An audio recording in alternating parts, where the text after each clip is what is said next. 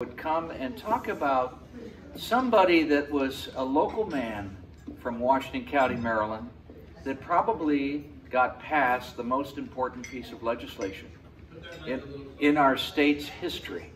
And what was the law of the land from September 6, 1776, when Maryland adopted its Constitution, was a provision in there that said only people who swore allegiance to Christ could vote in state elections, could hold public office, or even work in state government.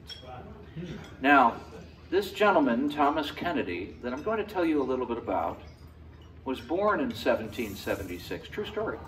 Isn't that funny? And he was born in Paisley, Scotland. You know Paisley, the pattern? That's where they developed it, in Paisley, Scotland. He had a brother who had moved to the United States. There, I did a thing. Can I be loud if I just do this? All right, thank you. So he had a brother that moved to the United States from Scotland. Scotland was having tough economic times at that moment. Everybody loved the idea of the United States of America. Everybody loved that idea. His brother moved to the United States, and when he got enough money, in 1799, he moved to the United States. He stepped off the ship in Georgetown, where the ship was docked, down by Washington, D.C. The very first person he accidentally bumped into was his brother. They hadn't spoken in 12 years. No letters, no anything. Isn't that amazing? What a coincidence. So he ended up being shown around Maryland, in the area, Virginia and Pennsylvania, by his brother. He came to Frederick, Maryland, met a girl, got married, fell in love, the whole bit. I guess fell in love, then got married. Anyway, and moved to Washington County, Maryland. Now, you know that Washington County, I was telling Anna, where did she go? In what year did Washington County, Maryland get formed? Earlier than all the other Washington counties. Atta girl. She's right. She's absolutely right. There are, at the moment, 31 Washington counties in the United States, but this one is the very first one, Washington County, Maryland. Now, there used to be, that's a true story too, did you know there used to be 32 Washington counties? There was a Washington County up, and I forget if it was Oregon or Washington State, it was up there, and they changed the name of that county to honor a Medal of Honor recipient, and that's great, hooray. But there's only 31 Washington counties now. But this one was the very first one. Interestingly, formed by that Maryland State Constitution that said only Christians could vote in state elections, could hold public office, or even work in government. So if I had been Muslim, or if I had been Jewish or whatever, I couldn't have been the Assistant Secretary of Commerce back in the day, right? So, turn the page. He ended up living in Hagerstown, this guy. And he loved this place, and he helped sort of co-found a local newspaper known as the Hagerstown Mail newspaper. And we know it today, of course, as the Herald Mail. It combined with the local Herald newspaper, became the Herald Mail. And he was its editor and wrote a lot of letters to the editor and that kind of thing. And he was a poet. Where's Elizabeth? Elizabeth used to run the library for a long time. And Washington County Free Library, by the way, is the second oldest chartered library in the United States, and the founding library of the bookmobile, the very first bookmobile in her library. Isn't that great? And Elizabeth gave me a call one day and said, hey, I understand you have a book by Thomas Kennedy. And remember, we were talking about it. Thomas Kennedy was a poet. He loved writing poems. Some of them were kind of drinking songs. That's a good way to word it. Bawdy, right? But others were very lovely, very fluid, wonderful language. He was so in love with his wife. He wrote a lot of poems about her. He also wrote a lot of very sad poems. They lost a daughter, yeah. And he wrote a lot of poems about that. But he wrote 2 books of poetry. And one of the books of poetry he wrote was all very stirring, and very political and that kind of thing, because he was a volunteer in the Maryland militia during the War of 1812, and was a captain and served with distinction in that war. And probably being so well known as the newspaper guy and the poet, and he was a farmer and a tradesman and sort of a citizen soldier, he ended up running for office and got elected representing Hagerstown in the Maryland House of Delegates. Back then, I don't know if you know this about our state legislature, today, if you're a delegate, you serve a 4-year term, yeah? Back then, in 1817, when he got elected, it was a 1-year term. Can you imagine? You kind of get something done and then you got to run again, you know? But when he got elected, he was put on a committee to study what was sort of nicknamed at the time by a few citizens as the disability of Jews. Now, at the time he was elected, according to the census, there were only in the whole state of Maryland 150 Jewish people who said in the census that they were of the Hebrew faith. And he learned about that part of the Constitution that said only Christians can vote in the whole thing. Well, he was a Christian. He was a Presbyterian. And he often said, by the way, he never met a Jew in his life. Never met one. But he thought that that part of Maryland law was wrong. And so he introduced legislation that overturned that part of the Constitution in the legislation. Oh my gosh, he was called every name in the book, a Judas Iscariot of Christianity, a traitor to his race, that kind of thing. It called names, they wanted to hang him. You know, it was bad times.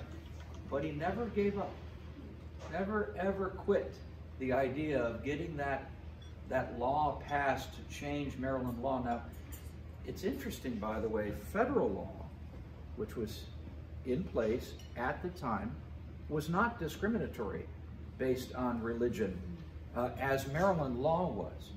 So you could be like a captain in the U.S. Army and be Jewish, but you couldn't be a captain in the Maryland militia and be Jewish, and yet you could be killed at the same battle, you know what I mean? So this was kind of a conundrum anyway, but people in Maryland sometimes get particular, don't they? So what he did is he continued the fight. It went down to defeat that legislative session. It was introduced in January of 1818, so remember that date. And then every year that he would get reelected, right, year after year after year, he kept introducing the legislation. After 5 years of it going down to defeat, he actually lost an election. But he never quit the fight. He kept writing letters and editorials in his newspaper, and worked with Jewish groups by mail back then, and got the legislation to be introduced again by a friend of his in the House of Delegates. Then the next year he got elected again and was able to finally champion it through after 8 years of this bill going through all of its different modifications, and he got it passed. Ladies and gentlemen, if you were today to travel down to Annapolis and you were to go into what's known as the historic House of Delegates chamber, the chamber which is one of the 2 oldest legislative chambers in the United States of America. You know, our Capitol building here in Maryland is the longest continually used legislative building in the United States. We're quite proud of that. George Washington, remember him? He resigned his commission in the Army in the Senate chamber, so across the hall from the House of Delegates chamber. Now, in the House of Delegates, they have a couple of sort of history things. There's a statue of Frederick Douglass, okay? There is a statue of Harriet Tubman, and then there is a sort of a historic marker right in the middle of the room with the most important pieces of legislation in the history of the state of Maryland. Front and center, it says, Thomas Kennedy from Hagerstown-Washington County, the Jew Bill. 1826, it was signed into law, which allowed things to move forward to change the Constitution, which allowed Jews and Muslims and other non-Christians, to be able to vote in state elections, to hold public office, or even work in government.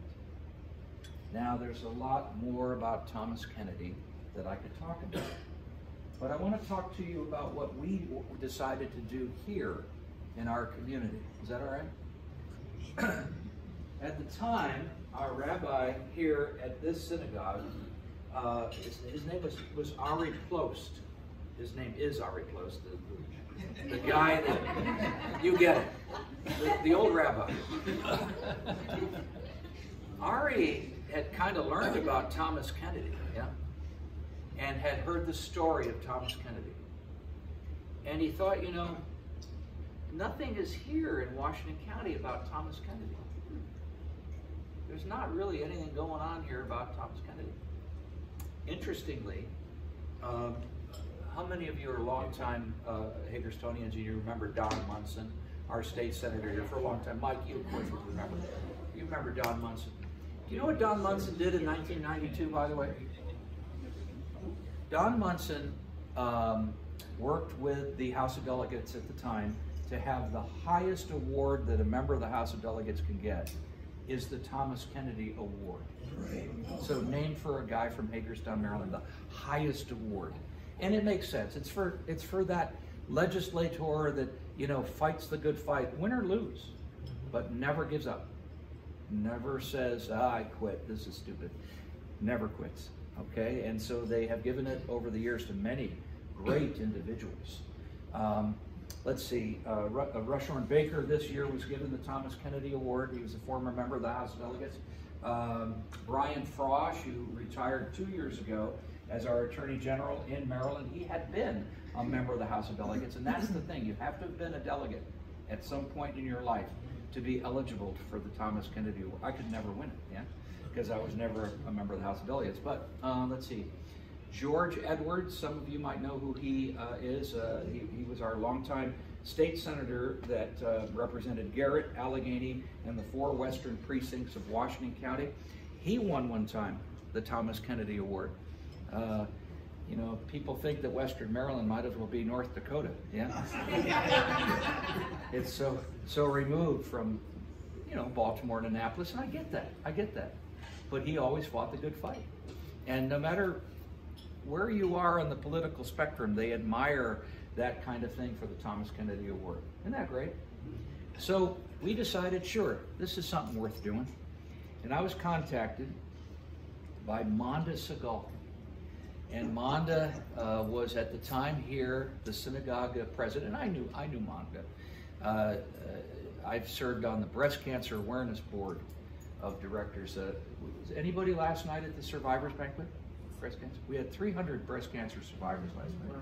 I've been the MC of that annual event for 22 years. And we do this thing. You're doing this, aren't you? Anyway, we do this thing at that annual event for breast cancer survivors where I say, okay, anybody in the audience who's been a breast cancer survivor for more than 30 years, please stand up and stay standing. Everybody's clapping like crazy, you know. And then from 20 years to 29 years, breast cancer survivors stand up, and I keep doing that all the way down. Okay, if you're less than 1 year survivor, you're brand new to this thing, please stand up, and all of these people are standing behind, people crying. It's an amazing event. That was last night. So Monda, I've known her for a long time. She's given a lot of money to that organization. She is a survivor. She says it quite publicly. She asked me to be the executive director of the Thomas Kennedy Center. I said, what's that? And I said, I know about Thomas Kennedy. She says, well, tell me about Thomas Kennedy, and you know what I know. And she said, well, you're perfect for this because you know history, okay? And you can tell a damn good story. Yeah, I guess I can. And she said, and I said, what's your idea? What's this Thomas Kennedy Center going to be? Well, our first thing is we're going to build a statue. And I said, well, that's uninspiring, okay. But I like art, okay, so let's figure that out. We commissioned a gentleman who is a good friend of mine now, but I only barely knew him at the time, Toby Mendez, to be the artist. Now, who knows Toby Mendez well? Does anybody in this room? Really, truly. Who knows who Toby Mendez is? Okay, so a few of you know who Toby Mendez is. County. He's a Washington Countyan, yep, attaboy. South County. He's South County, yep, Frog Eye Road. Frog Eye Road. Yeah. You guys know where Frog Eye Road is? All right, there's a blueberry farm on Frog Eye Road. You gotta go. Blueberry farm. And there's bears on Frog Eye Road.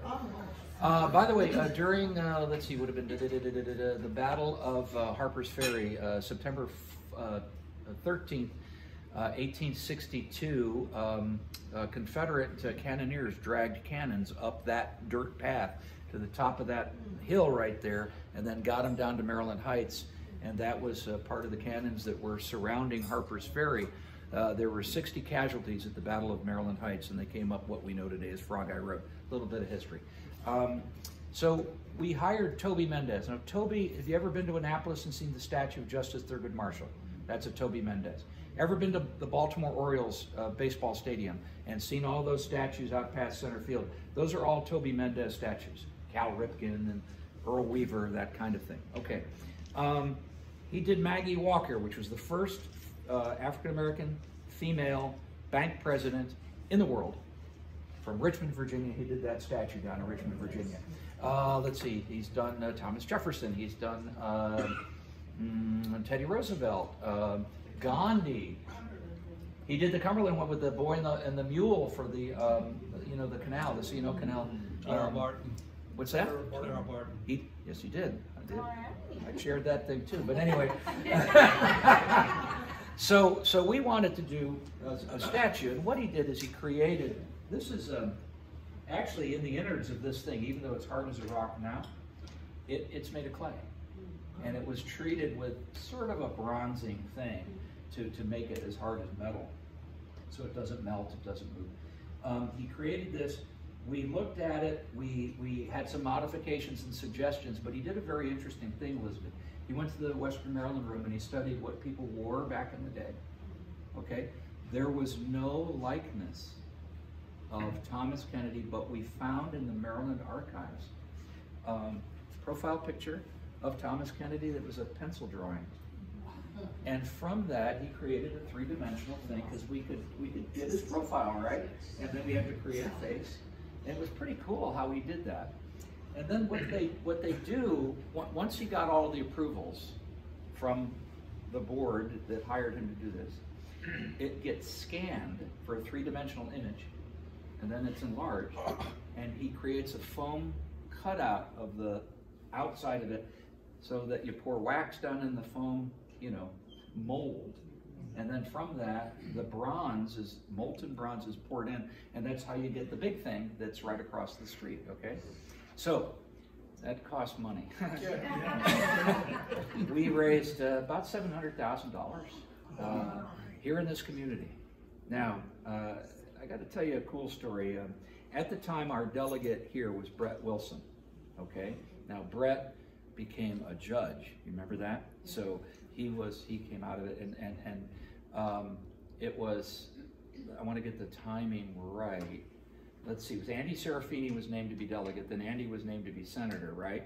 And then Paul Quarterman came in. So there was a lot of people that it's like changing shoes, I suppose, but a lot of people came in to take those jobs. But it was Brett that was in that first legislative session in, let's see, I started July 1st, 2017, so it would be January of 2018, that convinced both houses in the legislature to kick in money for this project.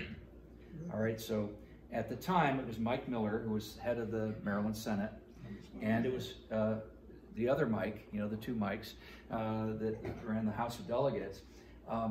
Long story short, we got $300,000 between those two houses, $150,000 each, which was a big part of it. And then we raised a little money from the county. The city donated the land. That was their little park right over there. It had been a house, Mr. Gibney's house, and the house was owned by the city. They tore it down. The only thing there was an old maple tree that was going to die, so we had to cut the maple tree down. I kind of wanted to keep the maple tree, but it would have been falling down on the statue, 10 years from now, so they decided to take it down. Good idea. The park, the little park across the way that the city gave us, isn't very big for this project. It's only about 45, 50 feet wide and 75 feet deep. That's a micro park, but it fits perfectly this idea of the father of anti-discrimination, the man known for inventing diversity, equity, and inclusion. The guy that is known today as being the champion for religious freedoms. And he himself was a Christian, never met a Jew in his life, but he felt that this was the most important thing and worth fighting for. He staked his honor. It really cost him his wealth, his health, even one time his job. He lost an election. But we raised enough money to get the statue built. I want to tell you a little bit about this as you come and look at it, the details. You'll notice that he's standing when you get up here and really see this. I'll tip it forward. These are bricks. What we did is we actually went down to Annapolis and took photos of the old bricks from the 1800s that are still part of the sidewalks of Annapolis to have them be identical to the bricks that he's standing on. Yeah. This is an exact duplicate of a top hat that belonged to his son, that the son had written was his father's top hat. So this is the exact duplicate. Interestingly, you have to look close when you come up here and peek at this. In his hands is something that's incredibly important to members of the Hebrew faith. He is holding in the top hat and in his hands a shofar.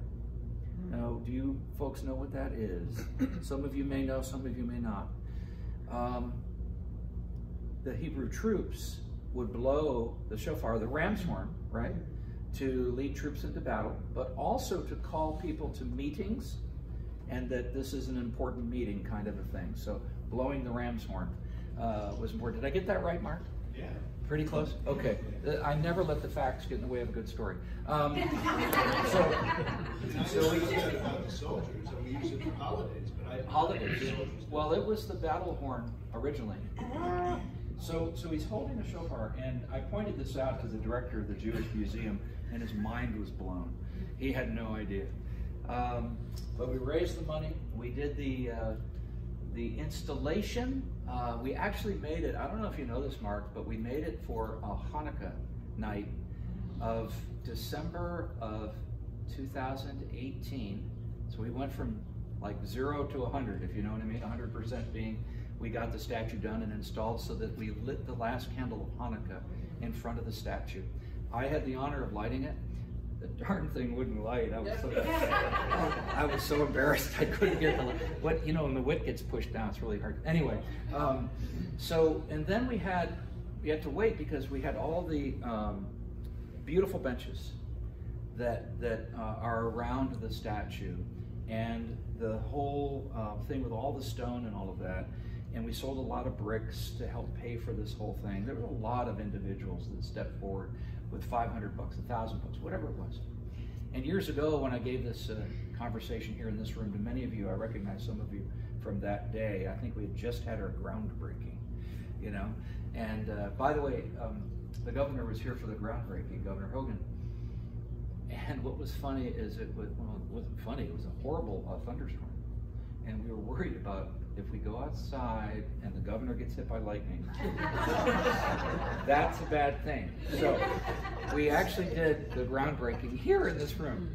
So we had shovels up against the wall here, and we were pretending, but the speeches were great and that kind of thing. The governor said a funny joke, about the only legislator here in the room that actually knew Thomas Kennedy is Don Munson. There he is. Hi, Don.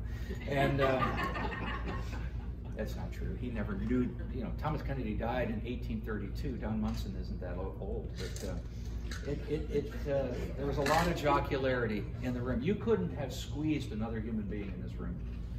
And there was a wonderful thing that appeared on different media's video on social media of a man hugging Governor Hogan and saying, I'm a lifelong Democrat, but I love what you do. You find ways that people can agree, and you build on that. And that was a very, very nice moment. He was a member of this congregation. At any rate, Thomas Kennedy's park was built, and the statue is up, and we did a nice dedication in October of 2019. And we sat back and said, okay, what's next? There should be a what's next, Jim. It can't just be a statue. The statue's nice, don't get me wrong. It creates name recognition for somebody that's incredibly deserving of our attention and understanding what he did in the times that he lived. So, working with the rabbi and the congregation here, we have decided to move forward with the next project. The Thomas Kennedy Center should be more than just a statue. It should be a place of both historical interpretation, but also being able to do other things. Now, right next to us here, you know, is I'm going to call it the old Hebrew school. Now, it's still a Hebrew school, but it's the building that some of it was built in the 1920s. Is that right? Not that part of it isn't particularly historic, but we have permission of the synagogue to move forward with planning and studying and making preparations to have an actual center there, with 2 of the old classrooms being joined into one big kind of a room. By the way, if it's open to the public, we have to have ADA bathrooms. Yippee! So that's going to be really expensive. Holy mackerel! That's the big part of the project. To get those 2 little, they were kindergarten bathrooms, you know, kindergarten, they were like, anyway, you know what I mean. I'm a big guy, anyway. So I think just the bathrooms and taking the wall out and putting the door to get in, it's like $250,000, Mike, is right around there. So we're trying to move forward with this, and that doesn't even include the displays, the historical marker, the different things that we can put in there. And there should always be, as you know this, a there. You know what I mean? What a there means? You go to a place and there should be something there that makes it interesting and valuable and educational and all of those things, and it has to have regular hours. There's a whole bunch of stuff that we have to do to noodle this through, but first is the place. So we need to create the place. Now, I've done proposals with different design firms to do exhibits and whatnot. We think we got a good thing kind of planned, and we're going to raise the money, the $250,000 or whatever it takes to build the bathrooms and the classrooms and that kind of thing, to be able to move forward with a real place. But in the meantime, before we have a place, I give a lot of talks about who Thomas Kennedy was and why he's important. I've spoken to a lot of schools. You know, they like that. They like hearing about people that fight the good fight. Yeah, I've been the guest speaker of, Mark, what was the year I spoke at the synagogue? Mike, what was your big annual thing? And what do they call it? Campaign? Well, the thing is, it was in the synagogue. It was one. Yeah, Rededication? Was it a rededication thing? I can't remember. I was like, I felt honored to be there. I mean, the last speaker who did it before me was U.S. Senator Ben Cardin. I'm no Ben Cardin. But at any rate, I've given a lot of talks about Thomas Kennedy. And I'm going to close with this. Is that okay? I actually do have a speech. I'm going to close with a couple of things that I think you might find to be interesting. In 1918, here in Washington County, on the 100th anniversary of the introduction of what became known as the Jew Bill that Thomas Kennedy introduced, a group of folks of the Hebrew faith from Baltimore, the Independent Order of Brit Shalom, erected a granite obelisk at his grave in Hagerstown's Rose Hill Cemetery. And every years after that, members of Brit Shalom have a pilgrimage to lay a wreath at his grave in Hagerstown at Rose Hill Cemetery. The bottom of that granite obelisk says, "One who loved his fellow man." This really is all about love. He was a poet. He wrote a lot about love. And he also wrote about what was fair. Some of his writings include the following. We put 3 different quotes on the 3 different benches at the park, and I hope you get over and have a chance to look at it. The first bench on the left-hand side is from Thomas Kennedy, and he made this as part of his remarks in a speech on the floor of the Maryland legislature on January 10th, 1823, defending his Jew bill. "I pray to God I may die before I cease to be the friend of civil and religious liberty and a supporter of the right of all people." The second bench says this, and it was found in a letter that he had written in 1825, the year before the passage of the bill. And it was a letter that he had written to members of the Jewish faith in Baltimore, who he'd actually never met. He said, "We have been instrumental in establishing religious freedom in Maryland. We have broken the yoke of superstition and prejudice." So I don't know if you've ever been down to Sinai Hospital in Baltimore, Maryland, but on the wall is that quote from Thomas Kennedy, a man from Hagerstown. Now the last quote you might think is a bit unusual because it's by a living person, but U.S. Senator Ben Cardin in the United States is the most senior elected official of anyone in the country of the Jewish faith. And he's our Maryland senator. And he came and spoke at our dedication, and he allowed us to use this quote that he wrote. "Thomas Kennedy opened the door to public service for Jews and people of all faiths in Maryland with his Jew bill. This legacy we must teach to our children and for generations to come.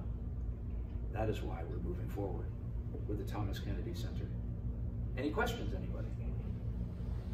Happy to entertain a question. Kathy?